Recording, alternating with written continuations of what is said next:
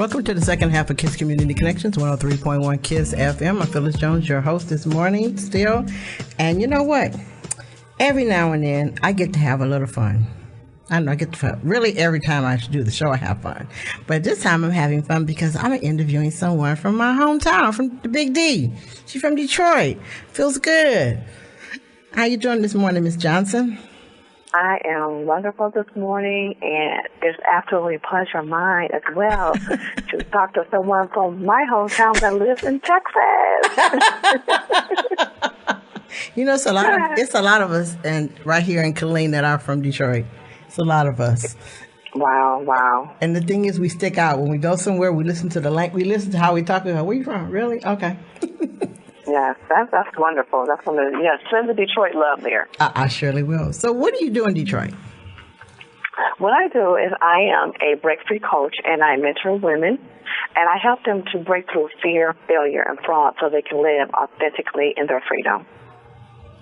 So what's the okay, let's say I'll use me. I'll use me. Let's say, gee, let me pick a fear that I don't have. And okay, let's say my fear is just getting out there.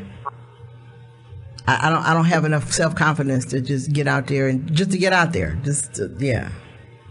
You know, that's a fear of a lot of women. Ooh. That's a fear of a lot of people. Let me just take that. My group, who I speak with, are mostly women, but that is a fear of a lot of people. Wow. And what happens with that is that we mask ourselves so much. We are hiding so much of our authentic gifts that we are afraid to step into our light, afraid to step into our purpose confidently. So what I do is I work with women and I show them how to step into their light, to step into their purpose, and let them know that their story must be told. That is their legal right to tell their story, because their story just wasn't for them. It was a part of their journey, but their story is for somebody else.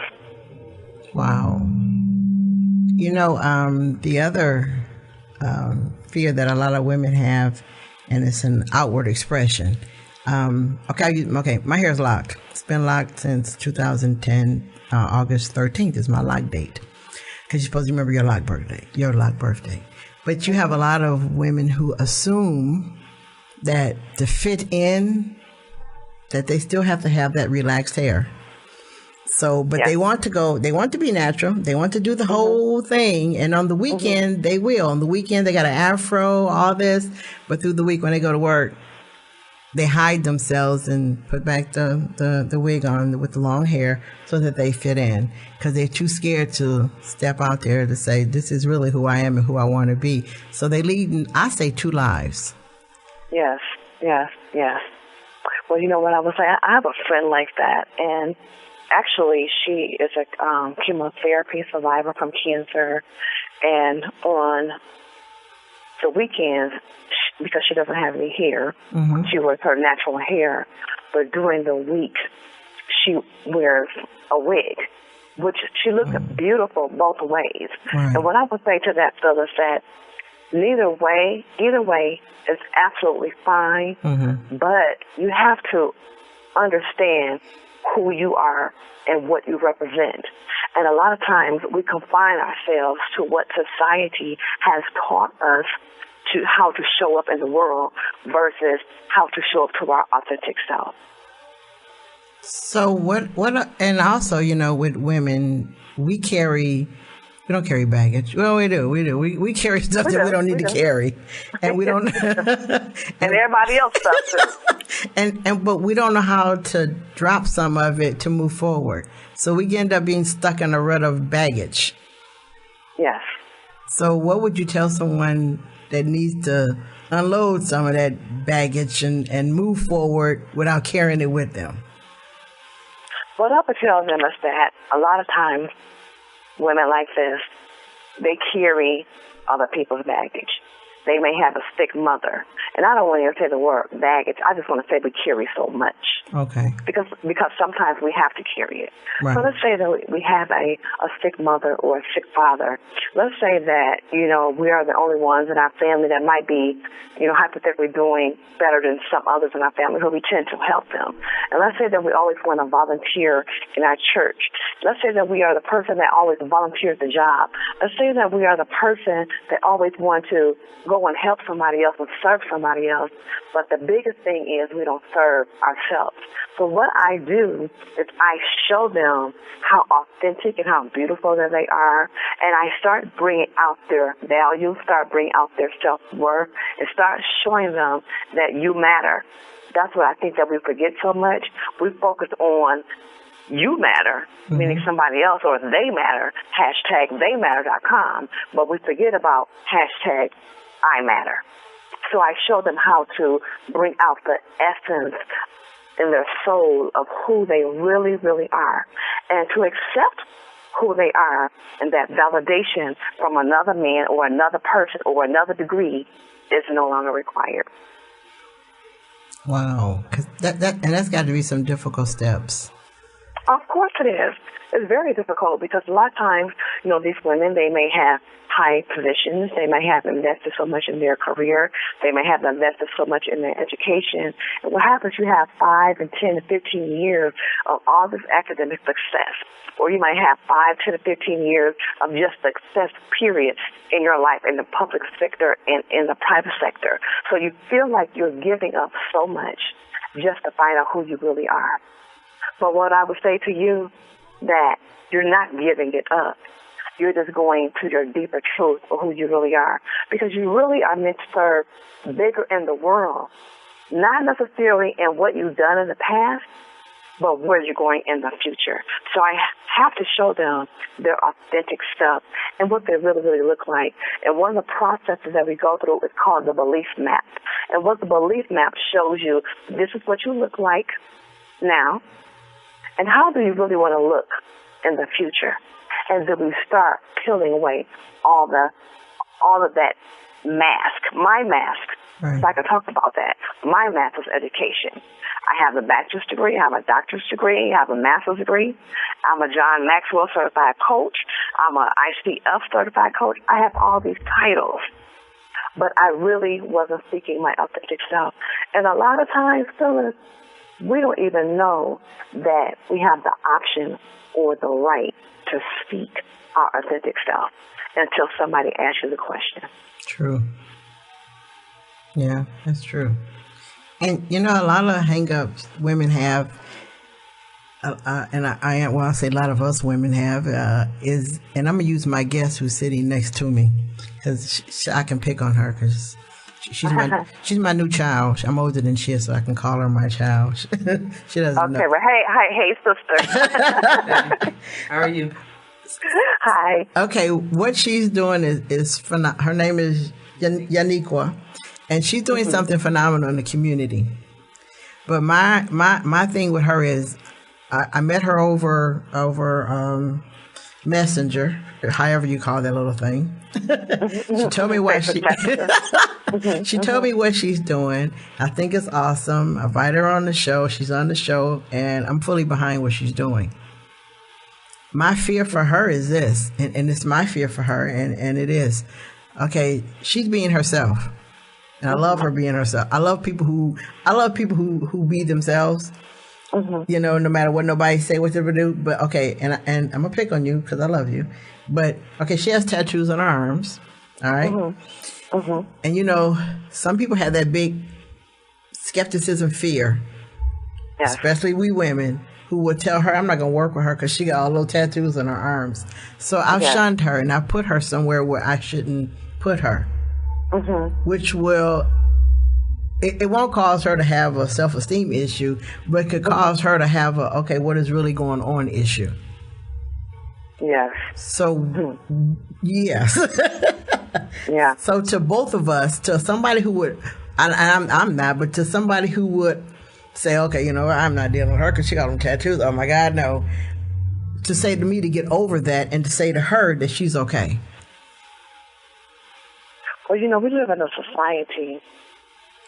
First of all, I want to salute my sister for stepping out and being her authentic self. Mm-hmm. Because I know that is not easy. And for her having all the tattoos, Mm-hmm. we live in a society that is very judgmental. Yes. We live in a society that's very unaccepting. And sometimes we prejudge a person before we even get to know them. Mm-hmm. So what I would say to you is that you have to get to know her in a personal relationship. And I think that's what we lack in our society. You know, I love Facebook, and I love that thing you say, you know, instant messenger, yes. and, you know, all these social media platforms. But what I would tell you is that it has desensitized us to really develop relationships with people and really know about their purpose. Right. So we're judging them as a person that we don't even really know before we know their purpose.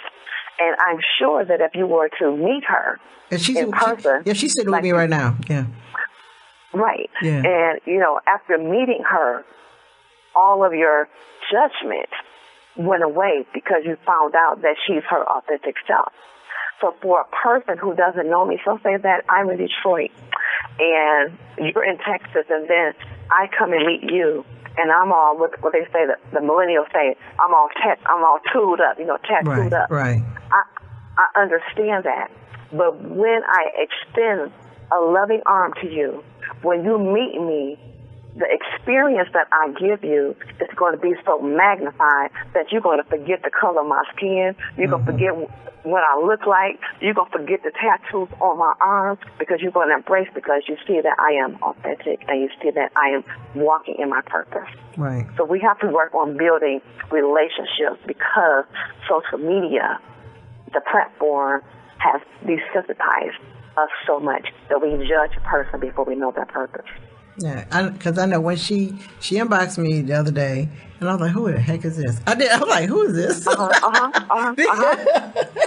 You know, I'm like, okay. And my thing was, I'm like, okay, hold up. She took the time to find me.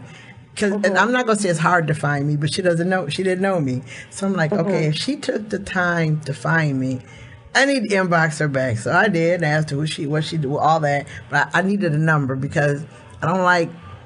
I'm still the old-fashioned one. I'm going to inbox you so much that I'm through with that. We need to talk. So she sent me a number. I called her immediately. She told me what she was doing. I'm like, hey, okay, come on the show. You know, and I love her to death because I love her spirit for what she's doing. Like I said, I just adopted her. I think I got like 300-400 kids. Okay. All right. That's wonderful. Yes. You know, and you know, we talked about hair, and because she has a little fro, which is cool. She don't understand, you know, but let me tell you, I was back, I'm the 70s kid. I had that big old huge afro that rested on your shoulders. Yes. At Central High School. Central High School. Okay, so you went way back. Okay. But, you know, like I said, I look at when I look at somebody, I look at the whole picture, because I look at what I have to say. And what I mean is, what I have to say is that, yes, I'm going to introduce her to everybody that I know. But to everybody that I know are going to give me that look, and I'm going to defend that look. My thing is, how many times and not that we mind, because I don't, but we shouldn't always have to defend someone else for being who they are and the fact that we accepted them. And we women are good at that. Oh, yes, we are. But that helps us carry more. Society is good at that. Yeah, and that makes us carry more excess junk.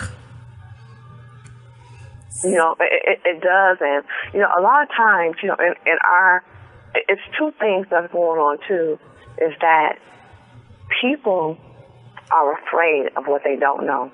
Oh, yeah, they are. Yes.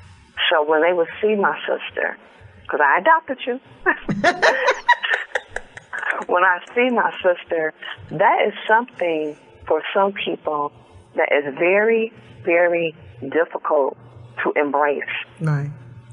But what I would say is that everything that you want, no matter what I look like, how tall, how short, tooled up or not, everything that you want is on the other side of fear.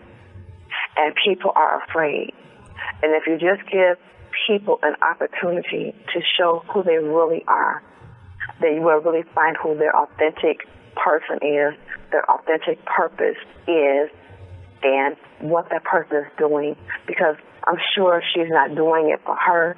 She's doing it to help others. And when you find out her agenda, like I said earlier, all of that would disappear. I just want to know, how did we become, from what all, and I'm gonna go straight to the point of African American women, of all we've done, all we've been through, and all the trails we've walked, we should be the ones to know better than to do some of the things that we do. You see what I mean? Yes. You know, and I agree with that. You know, I was born in Connecticut, but I was raised in Detroit. My dad came from Connecticut and brought us to Detroit. And all my life, I've been like the educated young lady. You know, I got my little crazy stuff now. But overall, I was a student. I can go to school, and it wasn't like, it was very, very challenging. And the more I went to school, the less and less of color women or black women that I seen. And then when I started working, you know, in my corporate job, the more and more of people that look like me that I seen. And I think what happens is that we are really not, we're taught how to give to others, but I don't really think that we're taught how to give back to others. And because we're taught more how to give and not give back, it's hard for us to actually give back to other women that look like us. And I believe in my quest, the movement that I have, I'm giving back. We also have to have a support system. A lot of times we don't even be around of women like us that support each other. But there are women out there. There's a group of women that will support you in your cause. There is a group of women that will give back. And Ms. Phyllis, you are in that group. So your generation, you know, needs to give back to us more. Right. You know, my generation needs to give back to us more, because who am I bringing forward? You know, with the young lady that's sitting next to you, you know, I challenge you to ask her, who have you given to and who have given back to you? Right. That's true. And if we're not being given back to, how do we pass it to the next young lady that's coming up behind us? Yeah. So how do you repair when they're with you and you start peeling off? The peeling off can be painful. It can be. It is painful. So in the midst of peeling, how do they get rid of the pain? Because that's, you know, you're disrobing them. You're disrobing a woman from, you know, all these things, and you're teaching her that she needs to peel off, disrobe some, you know, and there's pain with some time of that disrobing. Absolutely. Well, let me tell you, last year I wrote a book called No Longer Silent. It became a #1 bestseller on Amazon. And it talks about learning to rise and amplify your soul song. And it has different modules in it. It talks about driven to succeed, busting through failure, and learning how to be unstoppable. And it's really a great book, and that you can find on Amazon. Okay. But to get to that book, No Longer Silent, that book became a #1 bestseller. But the pain that I went through to get to this point, the peeling away that I experienced of getting to my No Longer Silent, it was very, very difficult. It was very challenging. It was very had a lot of tears, to say the least. Right. And what I would start to do with young ladies and women is to, what does your No Longer Silent look like? What are you silent about? I know that the pain is never going to leave you. Right. But sometimes our pain is so deep that we don't even know that we're hurting. So if you say, I broke my leg and I need to take a pill because I have a pain, that's a pain that I know. If you say that I have a toothache and then they give you something to help the toothache, that's a pain that I'm acquainted with. Right. But there are pains, Miss Phyllis, that we are not acquainted with because we have carried them for so long. So what I start doing, I start asking them, what is your no longer silent moment? What is your secret that's going to end up being your story that where you're going to help the world to transform? So what I would say, the first step is identifying what it is. What is your no longer silent? What is your pain? What is the thing you really want to be free in? It's going to cost you something. The question is, are you willing to pay the cost to live in your authentic freedom? Wow. That's what I ask you. That's a heavy cost. Because it's going to cost you something. Yes. That's heavy, too. That is. It's going to cost you something. Yeah. You know, it's going to cost you. And it's not going to cost you where you can put $100 bill on it or $1,000 bill. It's going to cost you something in your soul. You might lose some people along the way. Some people might actually get hurt emotionally. But guess what? I wouldn't trade my inner soul, my inner purpose for nothing in the world just to be free. Wow. You know, it's another young lady. She's doing an event next Saturday. Mm-hmm. And she's eager. She's on the road. She needs to slow it down a little bit, but she's on the road, which is good.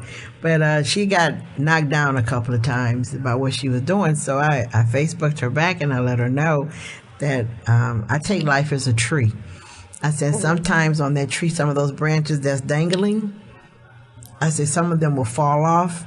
You need to know those branches needed to fall off because those were some people that were just hanging on the end and they just riding. I say, so when they fall off, let them fall. I said, you just got to remember life is a tree. I said, and those branches out there, some of those branches are strong. Some of those branches are those tag-along branches. I said, and when you shake them and they fall off, just keep on going. I told her, I said, because as you move up, you got to remember, all your friends can't go with you. It's not built that way.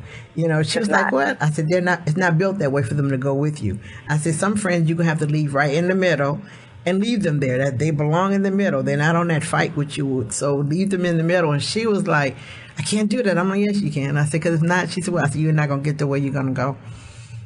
You know, and it took her some days to swallow that. But, you know, she goes, okay, all right, I'm going to do this. I said, just consider it a tree. I say, and like I said, some of them branches are going to fall off and you let them fall. I said, some of those branches are going to shift. You're going to let them go.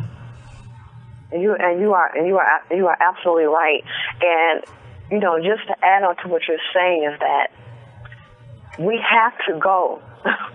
You know, when you think about the tree. Yeah. I'm in Detroit. You from Detroit. Yes. When you think about a tree has a season. Mm-hmm. It's going to always have a root, and it's always going to have a foundation. Yeah. But it's going to come a season where the leaves are going to bud. Right. They're going to turn into flowers. Mm-hmm. Then the flowers are going to fall off. Mm-hmm. Then the season change. Then you have nothing on the tree, but the foundation and the root is still there. Yeah. And then it repeats its cycle. Mm-hmm. So it's a rinse and repeat cycle. And what I'm saying to you, for that young lady that's sitting next to you, for women that we help, you have to go through those seasons in your life. Because I believe, what's the young lady name sitting next to you again? Yaniqea. I got it right. Woo. What I would say to Yaniqea, I love her for where she at, but freedom, just like the tree, has a season. And I'm sure that Yaniqea didn't just get there just by happenstance. That's true. She had to go through some things first. And she probably did it, like I said, rinse and repeat a couple times, but the rinse was probably a different situation. Mm-hmm. But where she is at now, she can operate in her authentic purpose, because her purpose has a season and freedom has a season. And the purpose of life is to discover your gift, but the meaning of life is to give it away. Wow. She like, yes. Come on, girl. She's not saying nothing. She's shaking her head. Yeah. Yes. Yes. So she's in her season. Yes. Right now, I'm in my season. You, Miss Phyllis, you are a seasoned veteran of our freedom. You are a seasoned veteran of our purpose. So it is your right to go back and bring us up. Yes. When we talk about young ladies, yes. It's my season to go back. You bring us up, guess what? I'm gonna bring somebody else up. Nico's gonna bring somebody else up, and when we start doing that, then we can start coming together as women of color. Yeah, you know, when last week it's a group called the Round Table, and they are young, and they were talking about martial law. And they wanted to know what it was like. I was like, ooh, they're going to make me tell my age, which I have no problem with. I'm like, listen, this is martial law. They said, what? I said, 1967, Detroit had a race riot. And I explained exactly what happened with the martial law, how they divided our city up into 4. And you are not allowed, east couldn't go west, you couldn't go nowhere. You were stuck for 10 days on your side of town through martial law. And I was explaining it to them, and one kid said, but you're not old enough to remember that. I'm like, I'm older than you think I am. I said, but that's martial law. And they were all in awe because I was able to explain it to them, because I told them I went through that when Detroit had a race riot. So to them, I became a walking piece of history, because they were talking about what it looks like. And I'm like, oh, that's easy. I can explain that one real good. You know, so I was like, wow. And they were all listening. And like I said, one said, you're not old enough to remember it. I'm like, I'm older than you think I am. I did go through that. I told them, I said, I went through the Angela Davis made me wear an afro. She got me kicked out of junior high school because I wore a vest that said black power kill a white person. Don't look at me like, Yaniqea look at me like, no, she didn't. I did. Because she had one. Right. Look, I understand. She cracked it up. She had one. I thought I was trying to be like her. Yeah. So I wore it to school. Needless to say that, you know, the jacket didn't make it all through school. The principal kind of didn't understand my plan. Yeah, hey, I understand. Look. You put it to the choir. See, okay, now you know me, right? She goes, no, she said, I said, now you know me, right? She know me now. Okay, see, that's my story. I'm sticking with it. Stick with it. I understand. See, I'm part of the generation when we couldn't wear pants to school. So when I was in middle school, you all call middle school, we call it junior high. At 1 o'clock, every girl in Detroit walked out of school. Every girl walked out of Detroit at 1 o'clock. And the college kids were at the state capitol speaking at 1 o'clock. So we all walked out at 1 and we refused to go back until they changed the rule to wear pants. Wow. So did y'all fake walk out? Y'all did not. We did a real one. Every girl in Detroit had to walk out at 1 o'clock. Yeah. You knew to close your book, walk out the door. And guess what? The teachers went with us. Wow. Because they couldn't wear pants either. So we did that. I love it. So you can wear pants thanks to we fought for that. So you were unified. You stuck together. That's real talk. So see, that's what we did. We did those things. So when y'all do what y'all do, we be like, that's so cute. Because, So. But you know what? It still, what happened, it still exists now. Yes. But it's just not so widespread that it's impacting a movement. Right. But it's still happening. It's just that we just have to come together and stick together and unify more so we can make some noise. But we need to go back to the fact that women, we're all women. No matter what you believe in, no matter what your preference is as far as sexuality, one thing in common, we're still all women. We need to get together and get things done, because we divide each other. Yes. And it doesn't make sense. I need to get to know you. Forget all the other stuff. I just need to know, are you on my walk? You say yes, good, we walking together. I ain't got to deal with the other stuff. That's on you. to deal with all the other stuff you bring. I ain't got to deal with that. I just want to know if we're going to just walk together. We need to learn that and peel back all that, whatever we got hanging up on us, peel it off. And I know it's painful, but we need to do that. And stop judging. We have to stop judging one another. Because that helps us carry baggage. Yeah. We have to stop judging one another. We're so easily to judge. Yeah, bad. Because you never know what nobody's going through. You never know. I mean, you just never know what nobody is going through. There's so many distractions. There's so many things that's happening in our society. Mm-hmm. That's why I always pray for my brothers and my sisters, because you just never know what nobody is going through. So now we're in Texas, and this is going to air on our website all for forever, starting on Tuesday. So if someone wanted to reach you, how could they? Absolutely. I'm just going to say the easiest way, because ain't for everybody, but find me on Facebook. Okay. You can go to Missy Johnson. Missy is M-I-S-S-Y, right? Right, M-I-S-S-Y. Mm-hmm. Johnson, Johnson. Okay. They can also find me on Instagram or Twitter with AskDrMissy.com. Okay. AskDrMissy.com. And they can also go to my website. It's www.AskDrMissy.com. Cool. All right. Do you ever do, I guess everybody does Facebook Live. Do you ever do Facebook Live workshops? No, I just downloaded Facebook Live. I just got this new phone. My old phone wasn't getting it. Cause, right. I'm like, okay, what's up? Android. So I guess I must got to go to iPhone something. But I just got a new phone. So I am going to be very, very shortly going to be doing Facebook Live. Okay, yes. Good. And I'm so excited about it. That'd be great. Because a lot of people are doing that now. I'm not that brave yet. I'm not that brave. Don't say that. I'm not. I said not yet. I said yet. I gave you the yet. I gave you the. I said the yet now. But see, when I get up there, I be stepping on people's toes, and I don't really care. But you know what? Sometimes. But you know what? I don't look at it as stepping on people's toes. I look at it as you're telling the authentic truth. Right. Yeah. And what happens with people, you step into their space that they've been hiding from. Yeah. Okay. That's what happens. That's true. Wow. That's how I look at it. Yeah. And then I'll say, if it's meant to offend you, put a disclaimer on it. That's not my purpose. Because I'm as true and authentic and as transparent as they come. But all I want to do is bring out your authentic gift, your authentic purpose, so you can walk confidently in your freedom. That's all I want to do. That's going to be a lesson for me, right?